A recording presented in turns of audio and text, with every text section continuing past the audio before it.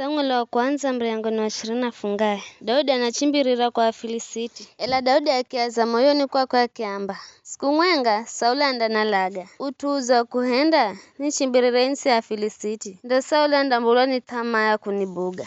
Hachuhohosi. Kazi insi ya Israeli na mindakala salama kula mikononi mwake. Bai Daudi hamwenga nao atumagana mahandaho aliokala nao makivuka na machinda kwa Akishi mwana wa Maoki mtawala wa Gathi. Daudi na atwe Makishi na Akishi ko Gathi. Kila mtu era ahamwenga na Adamue na Daudi wera ana Achairi Ahinoamu kula Jezirili na Abigaili mkaza mfazi na Bali kula Karimeli. Sauli rosikira kukala Daudi azachimbirira ko Gathi kamalire kaheri. Gonya Daudi akimwambira Akishi akiamba, na kuvoya kala undaniruhusu unipe mzumwenga waho mtite ko mashambani kali niishi kuko kwani ni muhumikiwa ishaunga naye kaiza wa mzi wa kitawali. Bai siku hiyo Akisha kimpa Daudi mzi wa Zikilagi. Kula siku hiyo Zikilagi ndakala mzi wa tawali ajuda hata warero. Daudi akiishi kaiza insi ya Afilisiti kwa muda wa mwaka mwenga na miezi 4. Vikara Daudi na atomaki mbuka na kuwapiga Ageshuri, Agirizi na Ameleki. Atoando Mario kalama kishi kaiza yo isi kwenda hata Shuri na Misiri kula kapindi. Daudi aroho ipiga yo isi hiyo kasazire mtu